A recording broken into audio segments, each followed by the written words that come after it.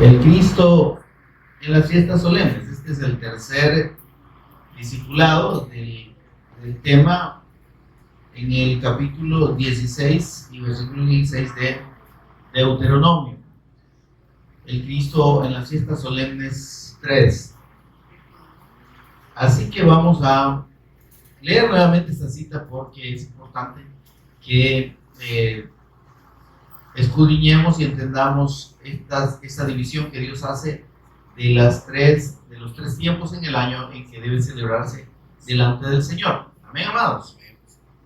Dice el versículo 16 siempre: 3 veces cada año aparecerá todo varón tuyo delante de Jehová tu Dios en el lugar que Él escogiere, en la fiesta solemne de los panes sin levadura, y en la fiesta solemne de las semanas, y en la fiesta solemne de los tabernáculos. Y ninguno se presentará delante de Jehová con las manos vacías. Amén. Oramos entonces para pedir la guía del Espíritu Santo en este tiempo de meditación en su palabra. Señor y Padre nuestro que estás en los cielos, te bendecimos, te adoramos, Señor, y damos toda honra y gloria en tu nombre.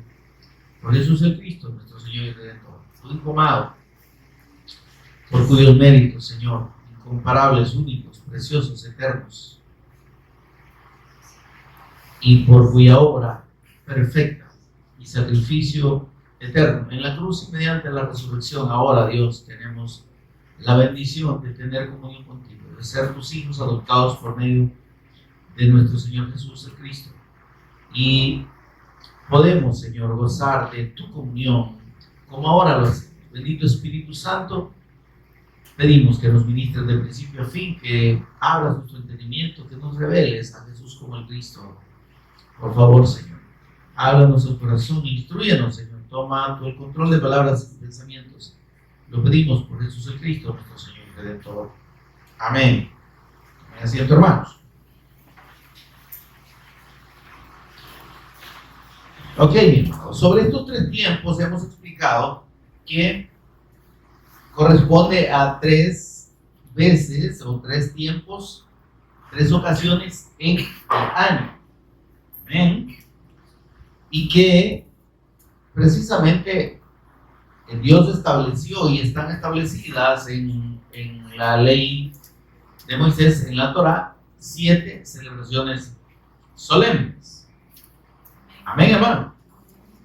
Luego entendemos que esta referencia o esta cantidad de celebraciones tiene un significado divino, y Dios nos está confirmando aquí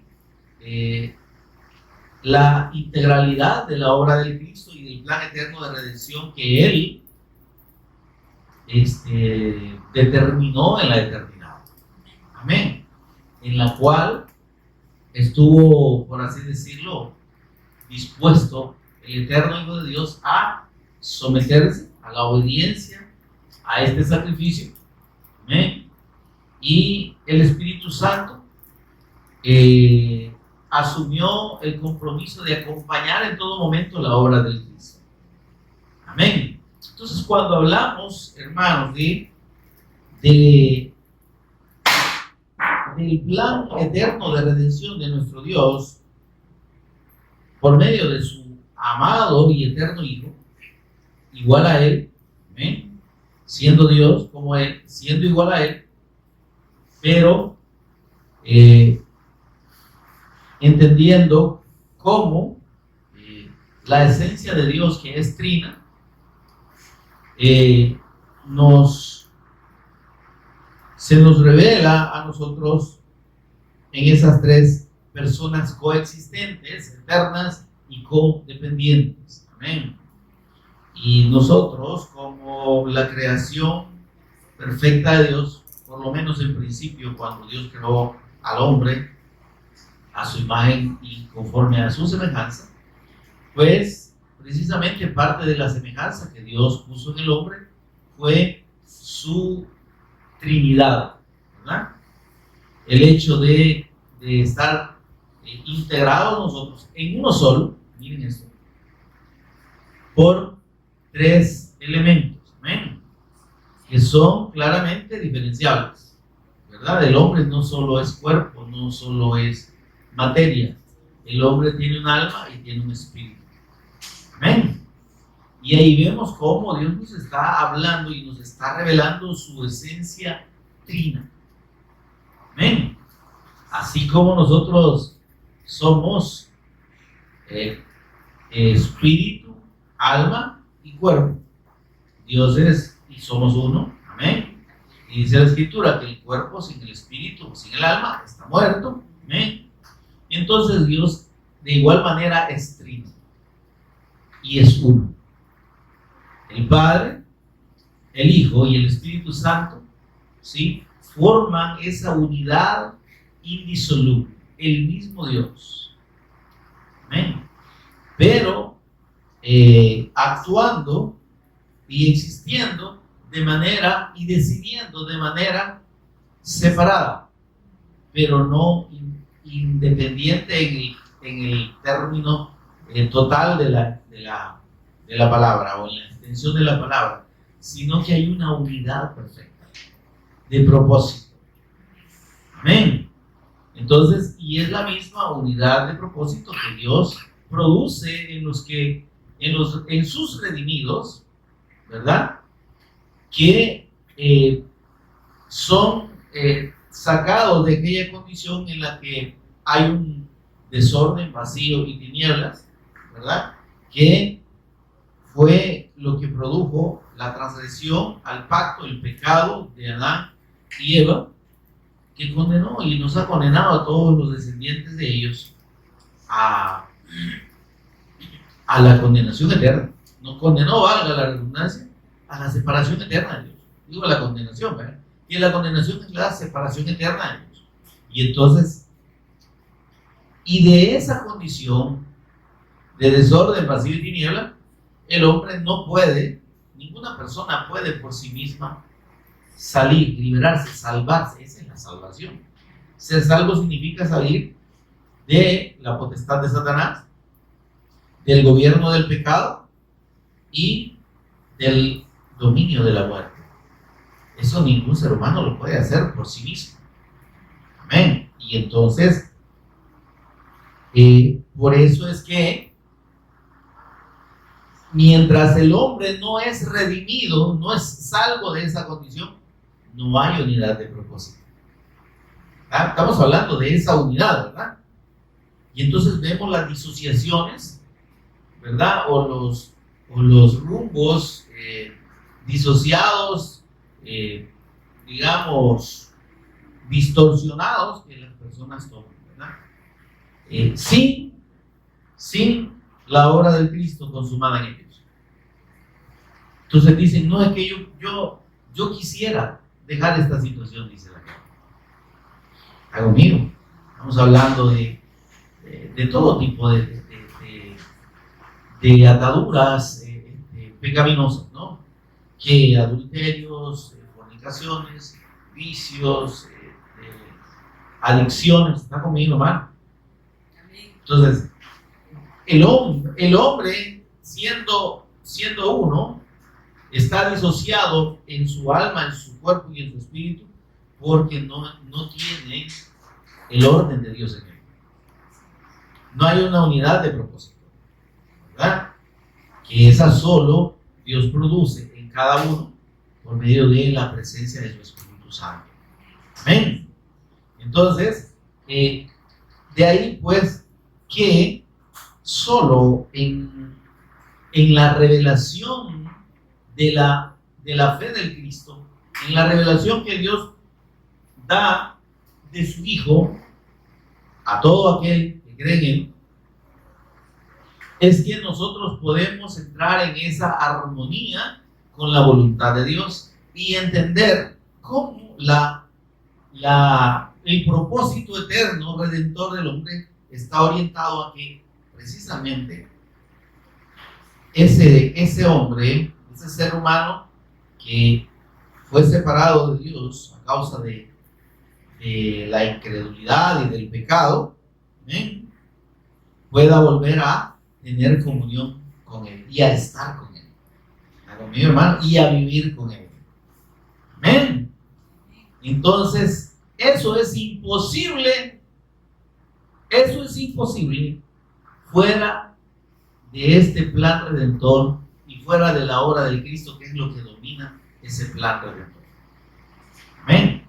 El Señor Jesús lo expresó y dijo: nadie viene al Padre si no es por mí. Yo soy el camino, yo soy la verdad, yo soy la vida. Y cuando Él expresaba ese yo soy, estaba hablando de su condición de Dios, del gran yo soy. Amén, hermano. Entonces, por eso es que entender esto, hermano, y como digo, pareciera como redundante o como un poco rayado, por así decirlo. Sí, pero son 7 celebraciones, ¿qué tienen de especial? Pero es que en realidad Dios estaba anunciando y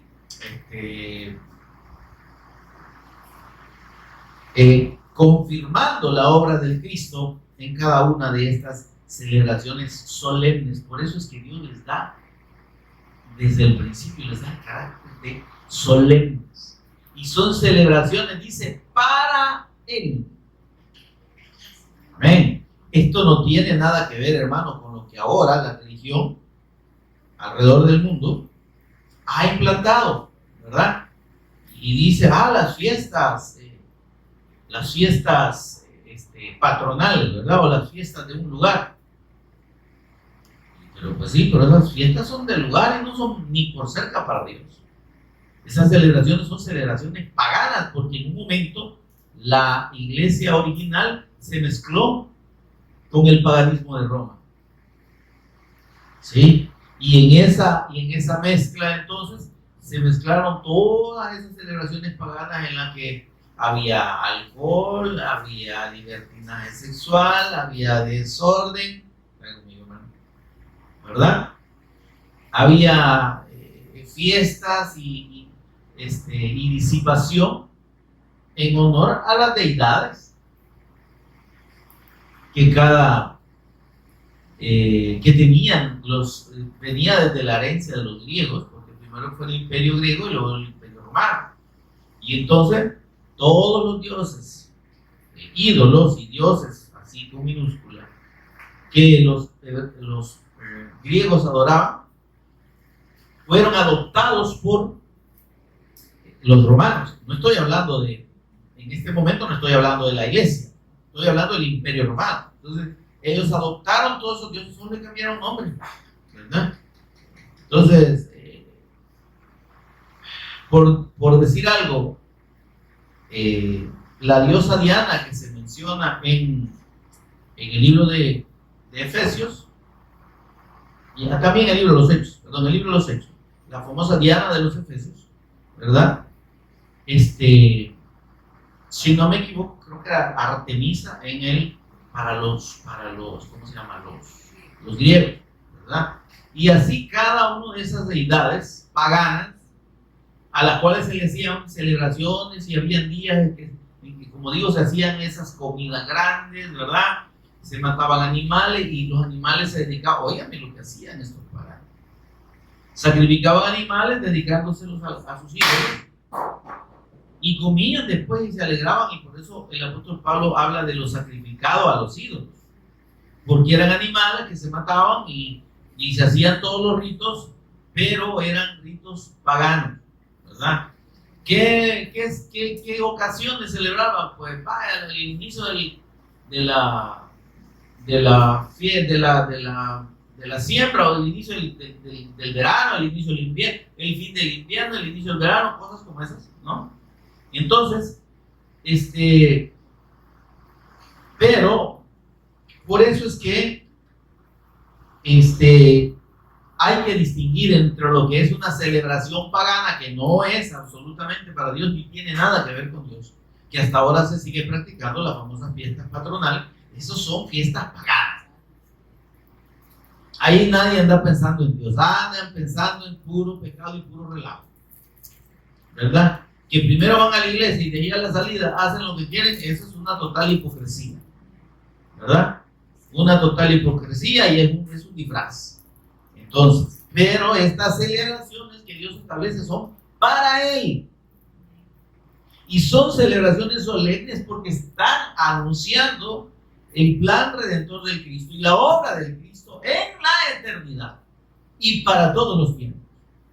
Entonces dice el Señor, esas 3 veces o esos 3 tiempos, dice, la fiesta solemne de los panes sin levadura le llama a él al tiempo en el que entre el mes de marzo y abril, equivalente para nosotros, se celebra la Pascua, la fiesta propia de los panes sin levadura y la fiesta de las primicias. Ya explicamos que esas 3 celebraciones, digamos, primeras, nos hablan del sacrificio del Cristo. Amén. De su muerte expiatoria, ¿sí? De el significado de su cuerpo entregado y por nosotros y resucitado. Amén. Y de cómo nosotros en ese acto de comer el cordero, o ellos, pues en ese acto de comer el cordero, el pueblo israelí, ¿verdad? De comer panes sin levadura por 7 días, ¿verdad? Y de,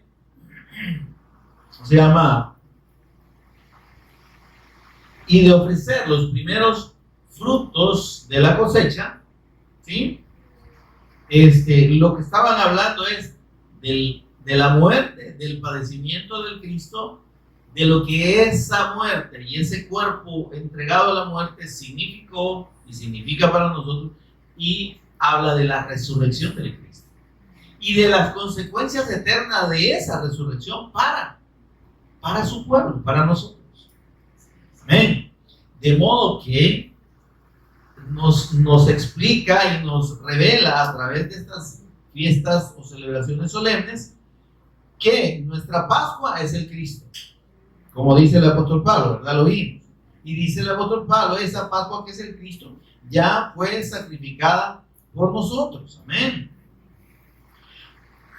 Y luego nos invita en otra parte de la escritura y dice, celebremos la fiesta de los panes, ¿verdad? Sin la vieja masa, ¿verdad? Con levadura. Amén. Está hablando de que en el Cristo y en la fe del Cristo somos libres, somos limpios del pecado por los méritos del Cristo. Amén. Y en esa nueva naturaleza, sin pecado, delante de Dios, estamos aquí, hermano, por la fe de la obra del Cristo. Y aquí ubiquémonos, hermanos, en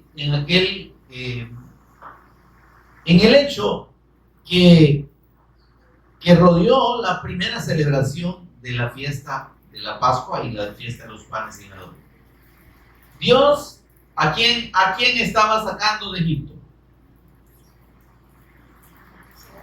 ¿A quién estaba sacando de Egipto? A los israelitas. Y Dios le llama a su pueblo. Pero ¿qué hacía, entre comillas, su pueblo en Egipto? Estaban perdidos en idolatría y pecados de toda índole. Era gente idólatra y pecadora terriblemente. Idólatra porque estaban adorando a los dioses de Egipto, aún teniendo de parte de los ancianos del pueblo la enseñanza y el recordatorio del pacto de Dios con Abraham, Isaac y Jacob, y la promesa de Dios de un Mesías, de una simiente de la descendencia. Pero ahí estaban encantados comiendo carne, sopas de vaca muerta, sopas de res, y se nos acordamos de los puerros, de los pepinos y de los ayotes que nos comíamos, y de la carne y todo eso. O sea, porque ellos vivían ahí. Ahora miren esto. Cuando Dios los saca, ya eran santos. Hola. No, hermanos. ¿Sí? ¿Cómo Dios los santifica? Los santifica en la fe del Cordero de la Pascua. En la fe de esa sangre derramada, de ese Cordero sin mancha, que debía pasar por el fuego y comerse esa carne acompañada de hierbas amargas y pan sin levadura. Amén. ¿Eran santos ellos cuando se comieron la cena de la Pascua? No, hermano. ¿Me estoy dando a entender? Ellos seguían siendo impuros, seguían siendo pecadores. Pero Dios les dijo: ustedes van a ser mi pueblo y van a ser un pueblo santo porque yo soy santo.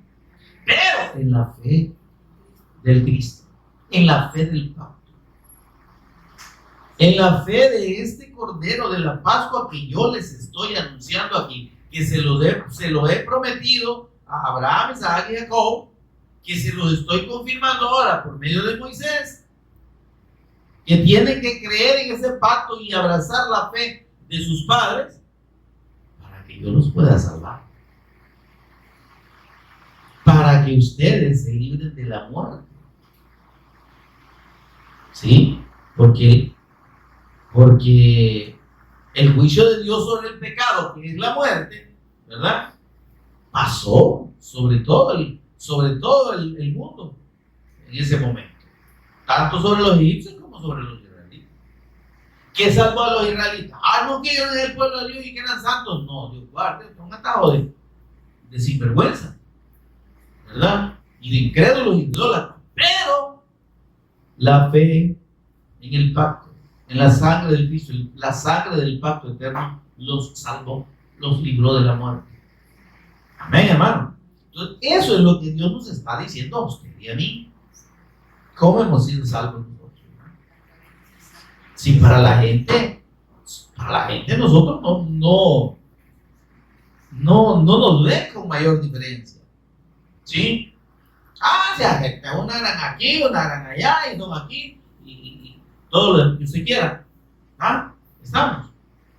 Pero lo que hace la diferencia delante de Dios, en nuestro caso, es que hemos creído a su evangelio.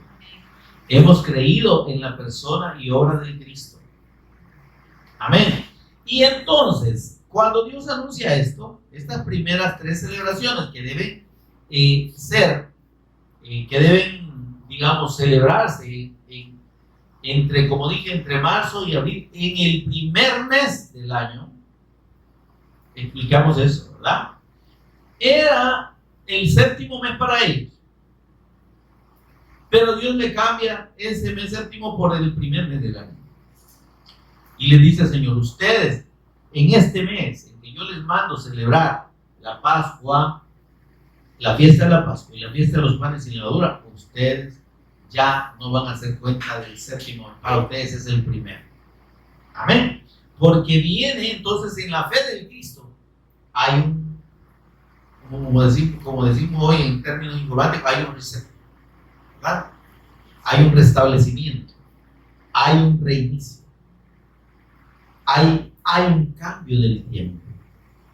Entramos por medio de la fe en el tiempo de Dios, en el tiempo Kairos.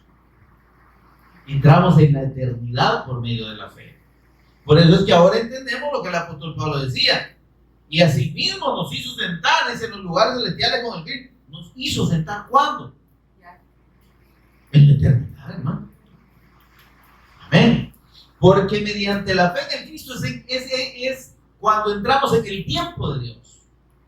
Nuestro tiempo cronológico no cuenta para Dios, cuenta el tiempo suyo. Pero ¿cómo entramos en ese tiempo y en esa eternidad de Dios? Por medio de la fe en Cristo. ¿Y cómo es cambiada nuestra condición pecaminosa delante de Dios? Por medio de la fe profunda y arraigada y eterna en la persona de nuestro Señor y Salvador Jesucristo y en su sacrificio redentor. Porque si esa fe, hermano, no está arraigada en nuestra alma, en nuestro espíritu y aún hasta en nuestros tuétanos, no hemos creído y no somos redimidos. Por eso es que Dios dice: cómanse ese cordero. Y por eso es que el Señor Jesús dijo: el que no come mi carne y bebe mi sangre, porque Él es el cordero. A ver, hay que comerlo. Comerlo significa que la fe de Él y la comprensión de su sacrificio debe estar en nosotros, metido en todo nuestro ser. espíritu, alma y cuerpo. Ahora, en las especies del pan y del vino que nosotros usamos para la celebración de la cena del Señor, por eso es que dejó aún Dios el hecho de comerlo, porque es un recordatorio de que la fe del Cristo tiene que estar en todo nuestro ser. No que ese pan sin levadura y que ese jugo de uvas sea literalmente el cuerpo y la sangre de Cristo, que ya lo expliqué, es una doctrina errada, ¿verdad? Es una doctrina que no es de Dios. Entonces, pero sí, lo que Dios nos está diciendo es, dijo el Señor a sus discípulos, tomen, coman. Esto simboliza mi cuerpo que es partido por ustedes. Hagan esto para que no se olviden de mi sacrificio. Y cada vez que lo hagan, dice el apóstol Pablo en 1 Corintios capítulo 11, ustedes están anunciando la muerte del Señor hasta que venga. Entonces, esa muerte del Cristo, ese sacrificio del Cristo y su resurrección tiene que estar en nuestro ser, en nuestro corazón, en nuestra mente, en nuestro espíritu, de una manera imborrable. ¿Eh? De una manera indeleble, ¿verdad? Así se le llama a eso, que no se puede borrar. Entonces, porque cuando esa convicción está en nosotros, entonces podemos, hermano, anunciar la muerte del Señor, anunciar nuestra fe. No solo, primero con la boca, obviamente, pero también dice el apóstol Pablo con nuestros hechos, con nuestros actos, con nuestras acciones en obediencia a la fe. ¿Buenas obras? No. ¿Bondades para la gente?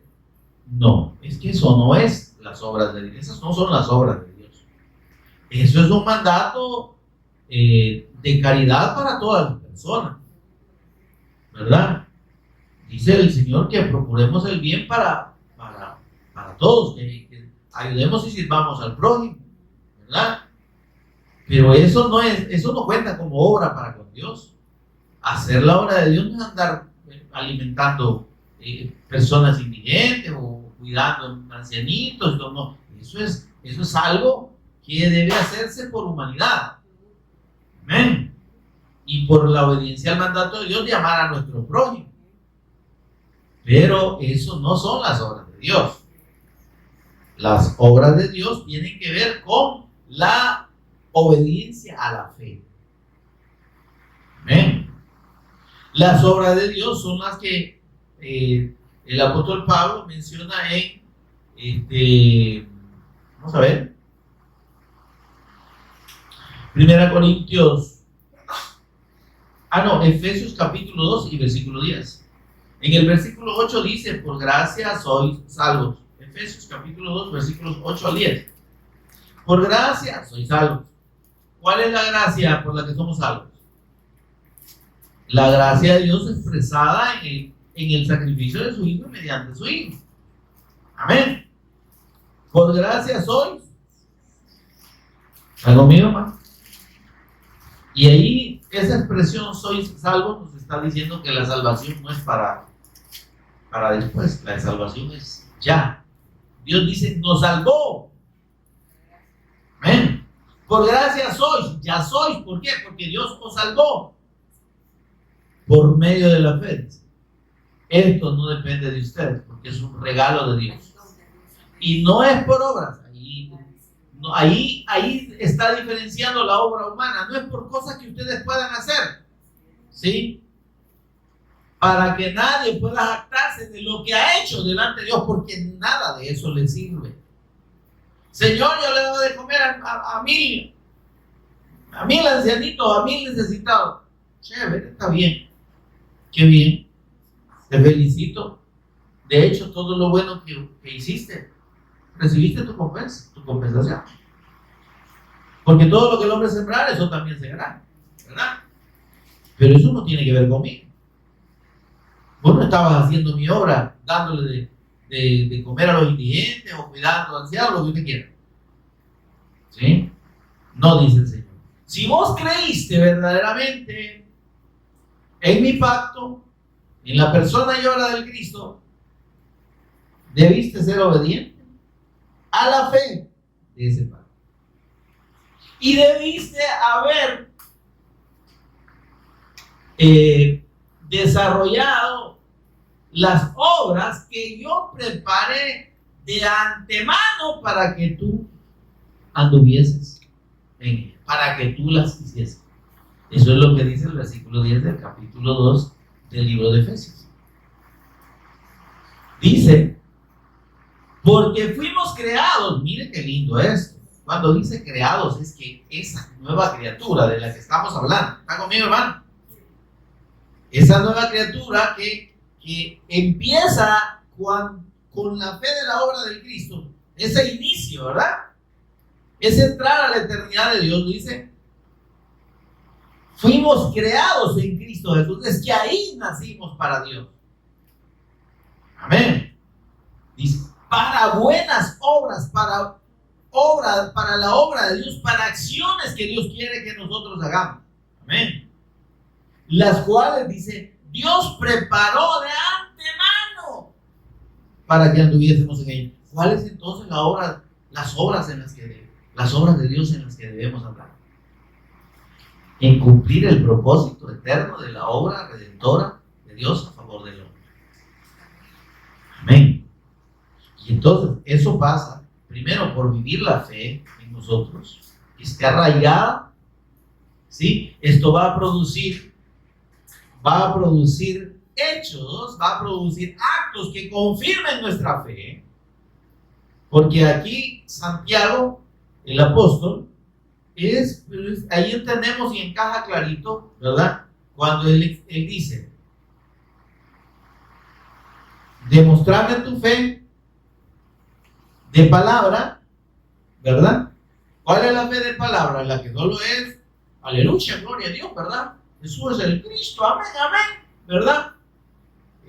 Dios le bendiga, siervo, varón, amado, hermana, o lo que usted quiera. Pero solo es del bien titular, a la vuelta. Y vos que me gran tal, ¿verdad? Y está enemistado con su familia, con sus vecinos, es un gran pendenciero o una gran pendenciera. ¿Verdad que no cuadra, no? La verdadera fe produce un fruto, que es el fruto que el Espíritu Santo produce en nosotros. Ni siquiera somos nosotros los campeones en eso, hermano. Porque todo aquel que piense que por su esfuerzo, que por su capacidad, que por su santificación, que por sus ayunos, que por su vigilia, que por sus oraciones es más espiritual que el otro y más merecedor de Dios, está totalmente equivocado. Amén. Entonces, lo que a Dios agrada, primero y fundamentalmente, y lo que nos pone en comunión con Él y entrar en la eternidad, en el tiempo kairos de Él, dentro de su propósito eterno, es la fe en su vida. La fe profunda, arraigada en la persona y obra de nuestro Señor Jesús, como el Cristo. Ese es el fundamento, y por eso es que estas 3 celebraciones nos hablan de eso. Y nos dice el Señor, ¿cuándo sucede? En el inicio de los tiempos. En el inicio del tiempo de Dios. Amén. Y fíjese que aquí el tiempo es bien significativo porque es el inicio de la primavera. Ya cuando ha pasado el invierno y cuando está reverdeciendo, aquí había que celebrar la fiesta. ¿Conmigo, hermano? Ahora, entonces Dios está diciendo y nos está confirmando en este primer tiempo, mire esto, en ese primer tiempo nos está hablando de cuando nosotros somos puestos en comunión con Dios por medio de la obra del Cristo y por medio de la fe en esa obra. Tenemos que creer en el sacrificio de Cristo. Tenemos que creer que lo que nos libra del pecado y de la muerte es su sangre del amor. Debemos creer que lo que nos santifica delante de Dios y lo que nos purifica y nos hace dignos es la sangre de Cristo. Debemos creer que lo que nos da vida es su cuerpo resucitado. Es el Cristo resucitado. Es que Él venció la muerte y esa victoria del Cristo sobre la muerte es una victoria eterna, es la victoria nuestra. Amén. Entonces, esa certeza en nosotros, amados, debe estar clara en el significado de estas tres fiestas. Cuando hemos creído, entonces ya nos presentamos en este primer tiempo que dice aquí el versículo 16. Tres veces al año se presentará todo varón tuyo delante de Jehová, en el lugar que le escogiere. Ya dijimos que ese lugar es el templo, el tabernáculo. ¿Quién es el tabernáculo? El Cristo. Es que si no vamos por el Cristo es por gusto, hermano. Todo camino que piense que llega a Dios, como dice la gente, todos los caminos llegan a Roma. Quizás a Roma sí, pero a Dios no todos los caminos llegan a Dios. Hay un solo camino que conduce a Dios y es la fe en la persona de su amado Hijo, de nuestro Señor Jesús el Cristo. Entonces, esta primera vez, dice, es precisamente cuando la fe del Evangelio nos es revelada por Él. Y cuando Dios produce en nosotros un reinicio. Amén. Produce la conversión, la transformación de nos da el nuevo nacimiento, pues.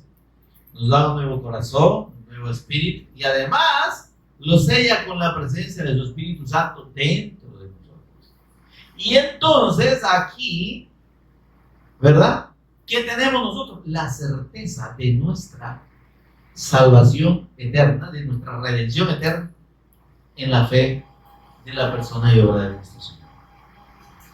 La convicción inquebrantable de que somos hijos de Dios, que somos sus redimidos, que somos sus santos, pero que no hemos sido santificados, justificados, purificados en el nombre del Señor Jesús y por el Espíritu de nuestro Dios para quedarnos estáticos, varados, ¿verdad? En un acto en un gesto, en un plante de contemplación.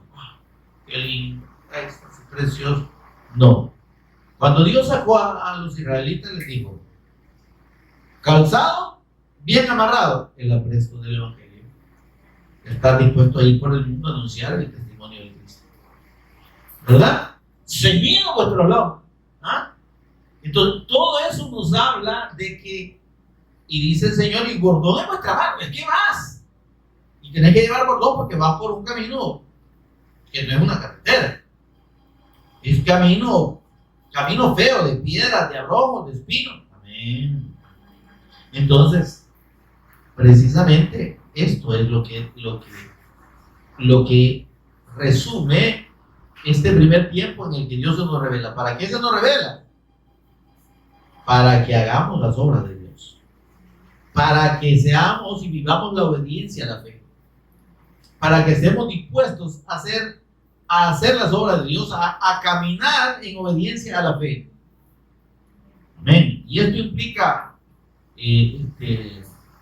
absoluta santidad, hermano, que no estamos hablando de eso.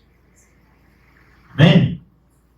Porque en tanto que estemos sujetos a esta naturaleza pecaminosa, es el cuerpo, en cuanto el Señor no nos lleve con Él, mire esto, o venga por nosotros, la sujeción al cuerpo nos afecta, porque nuestra naturaleza es pecaminosa, porque con el pensamiento matamos al hermano, con el pensamiento seducimos a alguien, nos acostamos con alguien. Eso dijo el Señor, ¿verdad? Y no solo los hombres, pues, sino toda persona, ¿verdad? Las intenciones que surgen del corazón, hermano, ¿verdad? Amanecerían. Entonces, esta naturaleza pecaminosa no obra la voluntad de Dios. Es el nuevo ser. Y entonces ahí es donde nosotros debemos entrar en la comprensión de lo que el apóstol Pablo dijo. Hacer pues morir lo terrenal en vosotros. Es decir, que debemos estar dispuestos a que, si bien es cierto, mi naturaleza humana, carnal, me pide cualquier otra cosa, menos la voluntad de Dios, pero el hombre nuevo que Dios ha puesto dentro de mí y su Espíritu Santo me tienen que dar la capacidad de preferir la obra de Dios que es lo que pide mi naturaleza pecaminosa. ¿Se entiende? Debemos de estar dispuestos a morir a nosotros. Eso es lo que dijo el apóstol Pablo. Ya no vivo yo, mas Cristo vive en mí. Ya no vivo, yo estoy muerto.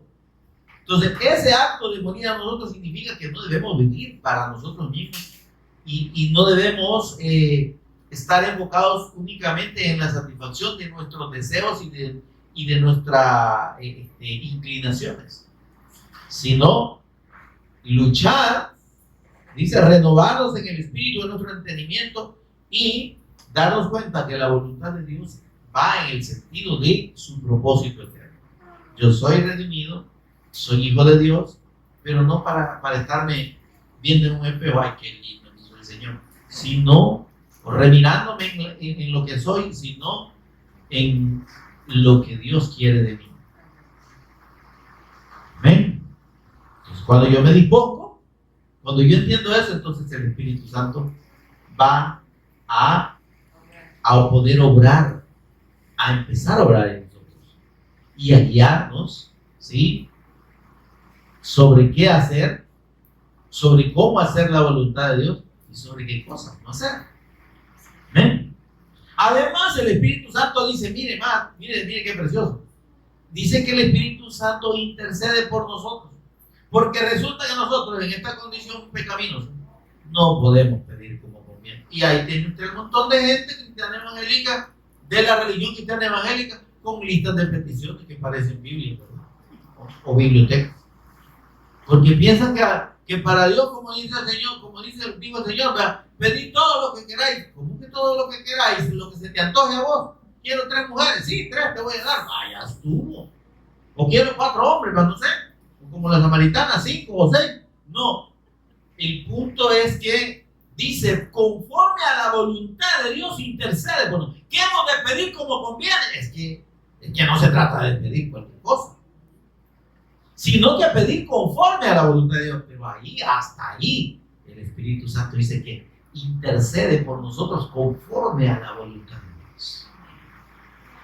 Y entonces vemos que ya aquellas oraciones de Señor, ¿verdad?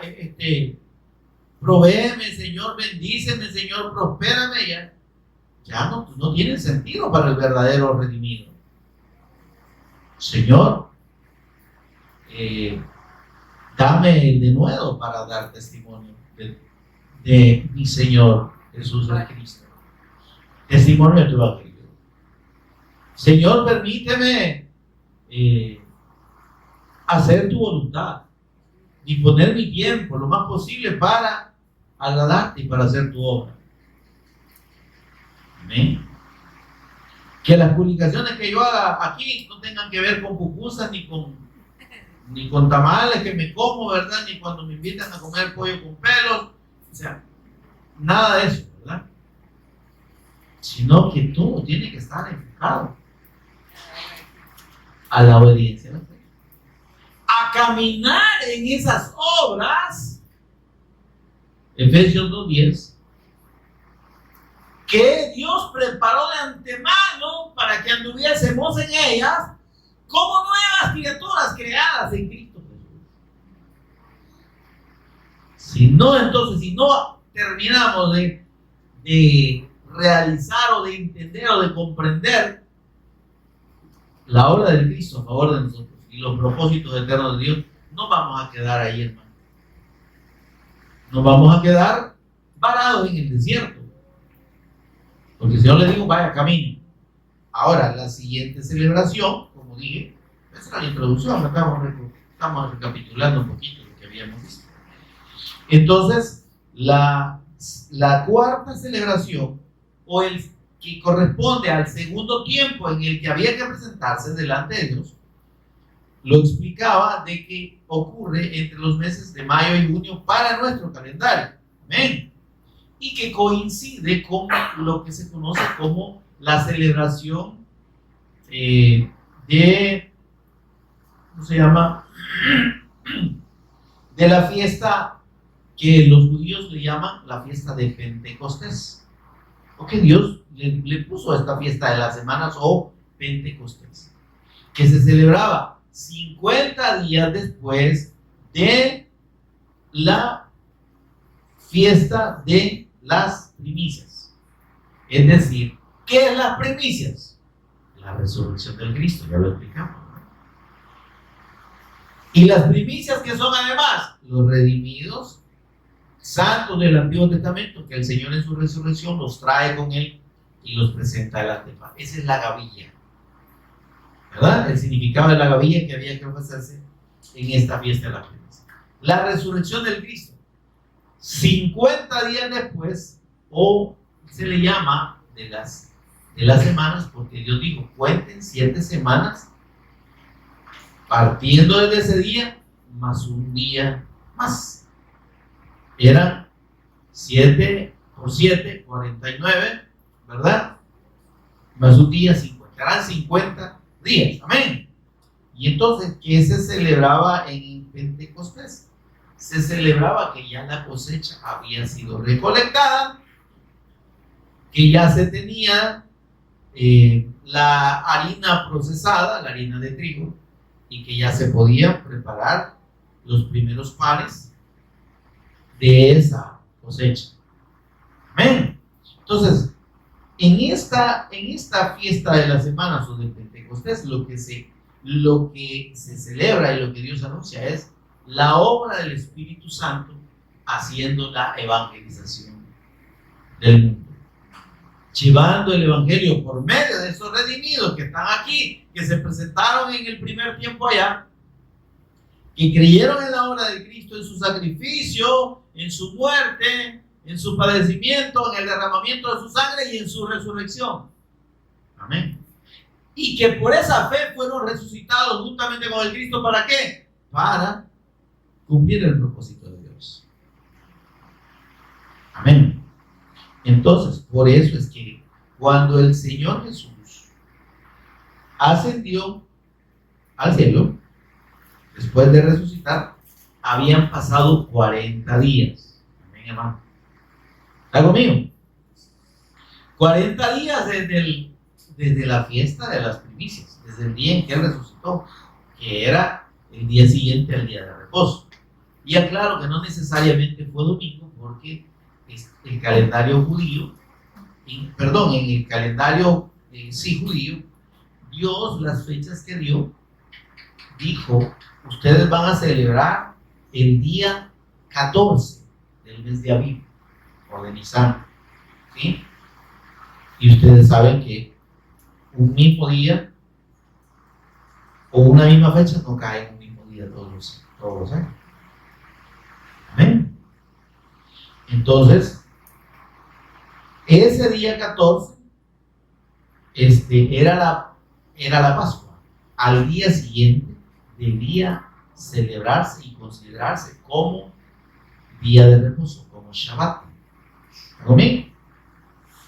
Entonces, independientemente que fuera lunes, supónganse que el día 14 caía domingo, ¿sí? Ese día había que celebrar la Pascua, comer la Pascua antes del día de reposo, que al día siguiente Dios dijo que ese va a ser día de reposo. Amén. ¿Por qué? Porque mire qué lindo, en el sacrificio de Cristo estamos con el Cordero de la Pascua, ¿verdad? Y la muerte del Señor Jesús está ahí. ¿Qué nos indica la muerte de Cristo? ¿Qué significa para nosotros? Entrar en el reposo de Dios. ¿Sí? ¿Está conmigo? Entonces, por eso es que debía ser día sábado. El día siguiente de la fiesta de la Pascua, del sacrificio de Cristo. Amén. Si nosotros revisamos en los evangelios, dice que el día siguiente era día de reposo. No es que era sábado propiamente, ¿verdad? Sino que era día de reposo porque Dios dijo, después del 14, el siguiente día es día solemne, es reposo. No van a hacer nada en ese día. Y el siguiente día se celebraba las primicias. Entonces aquí se asocia, mi hermano, por puras cuestiones digamos, de interpretación, el equivalente al domingo en la resurrección. Por eso se habla de domingo de resurrección, ¿sí? Pero si nos vamos al hecho mismo de cuándo sucedió, no necesariamente fue un domingo en que resucitó el Señor. ¿Se entiende esto, hermano? Sino que fue el día siguiente del día de reposo, que en el calendario gregoriano es domingo. Amén. ¿Está conmigo, hermano? Ahora, partiendo del día siguiente al día de reposo, que era donde se celebraban las primicias, dijo el Señor, cuenten 7 semanas. Y el siguiente día va a ser día de reposo. Va a ser la celebración de las semanas o la celebración del Pentecostés. ¿Y esto qué significa? Pues la preparación que Dios produce en el creyente, en el que ha creído, para capacitarlo para cumplir la obra de Dios, ¿sí? El testimonio del Cristo. Entonces, hermano, ese tiempo que hay entre la fe y el momento en que debe celebrarse Pentecostés es el discipulado. ¿Se entiende? Es donde el que ha creído, ¿sí? El que ha sido redimido por la fe en Cristo debe ser instruido en la revelación del Cristo, que es el discipulado. Amén. Porque para eso el Señor, después que resucitó, dice que estuvo 40 días y se les apareció y les enseñó y les abrió las escrituras y les demostró qué estaba haciendo, ¿no? Estaba discipulándolos. Estaba capacitándolos para dar el testimonio del Cristo con base en las escrituras. Entonces, hermano, para el creyente, el discipulado es una condición indispensable. El que no siente deseo de discipularse o de aprender y de conocer la revelación del Cristo en toda la escritura, perdóneme, no ha creído. Porque la primera característica del discípulo es que desea aprender de su Señor, conocerlo. Y no se puede conocer al Señor sin conocer la revelación suya en la Escritura. Amén, hermano. Entonces, más valdría que si no estamos leyendo la Escritura hasta el momento, ¿verdad? Póngase, miren, nosotros vamos por el capítulo 16, pero pongamos, vayan adelante, lean, o empieza a leer desde Génesis, ¿verdad? Y tal vez ahí medio va captando algunas cosas que mencionamos para atrás nosotros, ¿verdad? Y Génesis, Éxodo, Levítico, Número, Deuteronomio, sigamos, ¿ven? ¿Por qué? Porque el testimonio de Cristo está en toda la Escritura. Porque toda la Escritura, como dijo el Señor en Juan 5:39, toda la Escritura da testimonio de Cristo. Amén. Entonces, por eso es que el Señor se quedó 40 días enseñándoles. ¿Sí? Y además mandó a los discípulos a que le enseñaran a otros. ¿Sí? Vayan, Mateo 28:19, vayan y hagan discípulos a todas las naciones. Ustedes que son discípulos, vayan y hagan.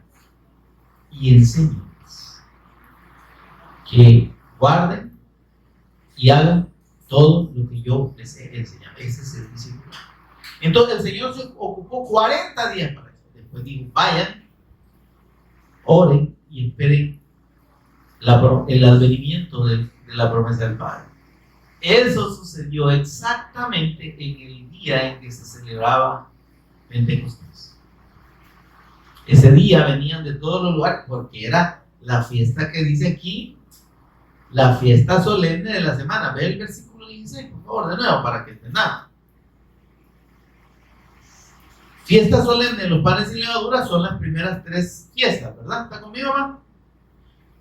Fiesta solemne de la semana, ¿qué es? Hola, ¿cuál es la fiesta solemne de la semana? ¿Alguien que me diga? ¿Ah? ¿Cuál es la fiesta solemne de la semana? Pentecostés, hermano. Amén. Se le llama así porque se celebraba 7 semanas después más un día, son 50 días después de las primicias que significan la resurrección. El Señor resucitó en la fiesta de las primicias, porque Él es las primicias. ¿Sí? Y estuvo 40 días, y a los 40 días dice que subió al cielo. Amén. Pero mandó a los discípulos a que fueran a esperar la promesa del Padre. Ahora, 10 días después, que se celebraba Pentecostés. Ahí, Dios dijo, ese día van a recibir la promesa del Padre.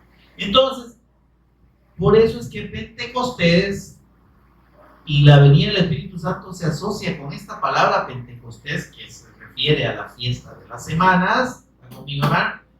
Que ocurría entre mayo y junio, ¿ven, hermano? Mediados, finales de mayo, principios de junio, por ahí, amén.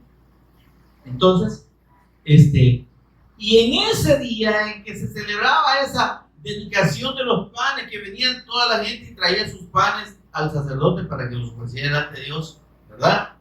En gratitud por la cosecha recolectada, ¿verdad? En ese día desciende el Espíritu Santo miren, no solo sobre los discípulos, sino para estar en ellos, dentro de ellos y con ellos, y para acompañar la evangelización del mundo desde ahí. Porque en Hechos 1:8 el Señor Jesús le dice a sus discípulos, ustedes van a recibir capacidad, ¿sí? Van a recibir el poder, la posibilidad, ¿sí? Cuando haya venido sobre vosotros el Espíritu Santo. ¿Para qué? Para que seáis testigos míos de que yo soy el Cristo. Amén. Este es el testimonio del Evangelio. En Jerusalén, toda Judea, Samaria y hasta los últimos de la tierra. Juan ciertamente bautizó con agua, dice, pero vosotros seréis bautizados por el Espíritu Santo. No, corrija, vea ahí bien, con el Espíritu Santo. El bautismo no es por, es con. Dios nos bautiza a todo creyente, somos bautizados, lo que quiere decir que somos permeados totalmente en todo nuestro ser por la presencia de su Espíritu Santo, porque esa es la señal de los creyentes, esa es la señal de los redimidos, ese es el sello que nos distingue. El sello no es algo que está puesto encima, el sello es el Espíritu Santo dentro del creyente. Eso es lo que el apóstol Pablo menciona en Colosenses, o en Gálatas, perdón, con el sello del Espíritu Santo. ¿Sí? Desde que creíste, dice, fuiste sellados con el Espíritu Santo. O sea, el Espíritu Santo en ustedes es el sello de Dios que los distingue como redimidos. Ahora, nosotros no lo vemos, porque el Espíritu Santo es Espíritu, ¿no? Pero ¿sabe quiénes sí lo ven? Son los demonios. Satanás lo ve. Y por eso es que el verdadero creyente, Satanás no lo puede tocar. No tiene potestad sobre los redimidos, porque el Espíritu Santo le quita toda potestad.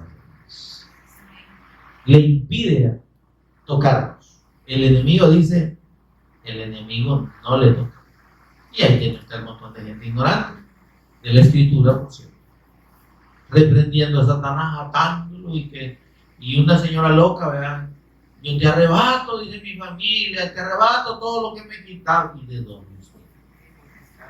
Bueno, y vea esto. Se refiere solo a cosas materiales. Entonces, porque la gente sin la fe del Evangelio revelada, hermano, andan más perdidos que Adán en el día de las madres, extraviados de la verdadera fidelidad al Cristo, ¿verdad? Y de la comprensión de lo que significa la obra de Cristo para nosotros. Y esta fiesta de Pentecostés confirma entonces que para los creyentes, después de que son preparados, ahora esto no es que usted va a contar 40 días o un tiempo determinado, no, esa preparación es constante. El discipulado no termina, porque usted y yo, igual que en el conocimiento secular, el conocimiento no se acaba. ¿Sí? Vamos siendo enseñados para enseñar. Hola, hermano. Si usted no aprende, ¿cómo enseña? ¿Cómo usted va a explicar algo que usted no sabe? Y dice el apóstol Pablo en Romanos capítulo 10, ¿cómo creerán en aquel del cual no han oído? Y yo le agregaría, ¿y cómo van a bueno, y dice, ¿cómo creerán si no hay quien les predique? Ahora yo le agregaría ahí al apostolito, ¿verdad? Con toda humildad. ¿Y cómo van a predicar si no han creído? ¿Y cómo van a predicar de alguien que no conoce? Por eso es que la gente no evangeliza. Porque evangelizar no es andar repartiendo trataditos o folletos. Evangelizar es dar el testimonio de Cristo conforme a la Escritura. Amén. Entonces, ahí es donde debemos entender. Si nosotros no nos disponemos a aprender del Cristo, ¿qué vamos a enseñarle a la gente?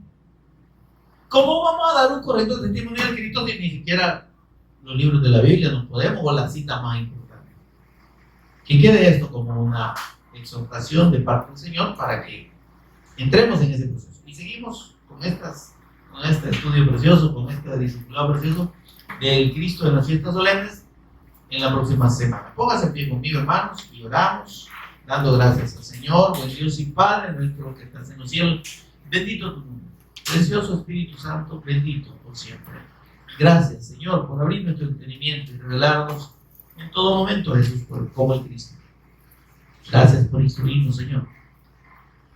Que esta palabra y que esta revelación del Cristo, Señor, se afirme y se afiance en nosotros cada día. Que anhelemos, que deseemos, Señor, el conocimiento del Cristo, para que podamos seguir dando su testimonio todos los días, conforme a tu voluntad, haciendo la obra que tú quieres que nosotros hagamos, para la cual las obras que tú preparaste en la eternidad para que nosotros anduviésemos en ellas. Ayúdanos, Señor, por favor, a entender esta grandiosa, preciosa, incomparable bendición. Por eso es el Cristo nuestro Señor y Redentor. Lo agradecemos. Amén y amén. Denle un aplauso al Señor.